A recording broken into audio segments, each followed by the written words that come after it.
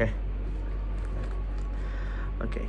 Ladies and gentlemen, fellow debaters, and also the respected opponent, our motion is this House will abolish primary and middle school years that has group children based on age and instead group them based on competency and intelligence.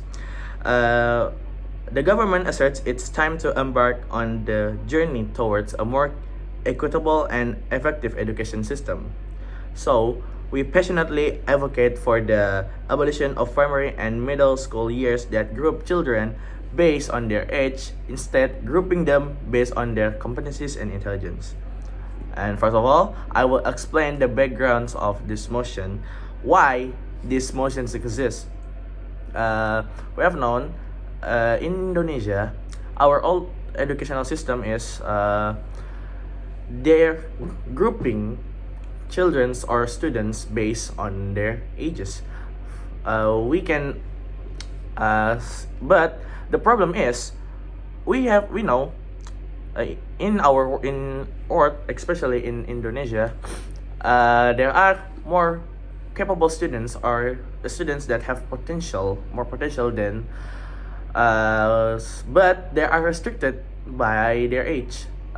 Even though they are very clever, they are smart, but they cannot continue their education because they are restricted by their ages. And the concern that it happens in education system where most countries did the systems that have the educations that the grouping students based on the age, they are only have a little improvement on their educations. Now for the second, I will explain the urgency. I will explain why these students have to believe that the new systems that grouping the children based competencies and intelligences are better, because the students are more capable to give their potentials, but they are restricted by the age. That's the most important part. They have potentials, but they're restricted by the ages. And for definition, I will explain about abolish. We have known, I said in the motion, abolish the old system, which is grouping children based on their age. Instead, make the new one or change it with grouping children or students based on their competencies and intelligences. But do you guys know that what is abolish? Abolish means that vanishing or erase the old educational systems and make the new or change it with a new one, which make grouping students based on competencies and intelligence systems.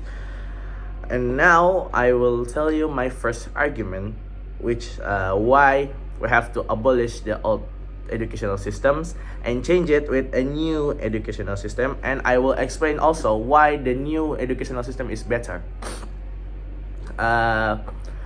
First, that I said before that there are many people have more potential, but they are restricted by the age.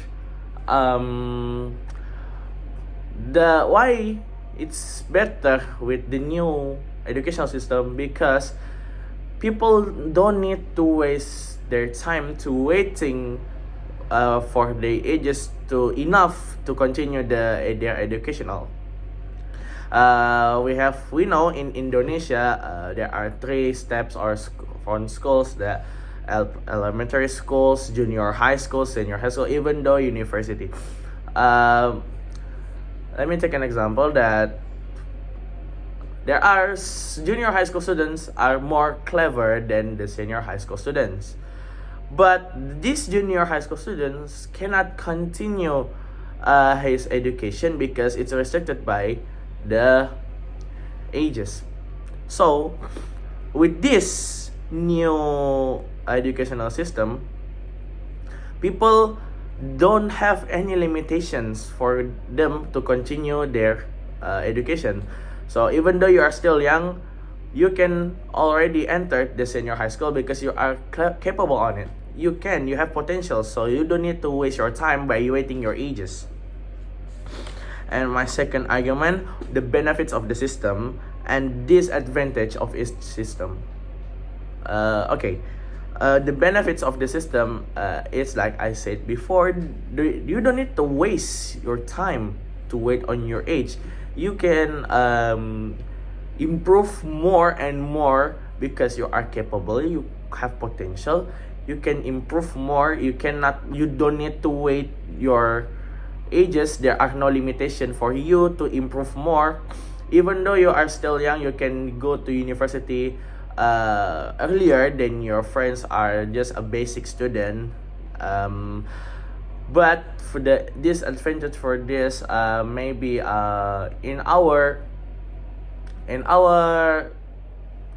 country, in Indonesia, we have less of human resources. That's the minus, because even though in this system many Indonesian students are capable, but most of them are not.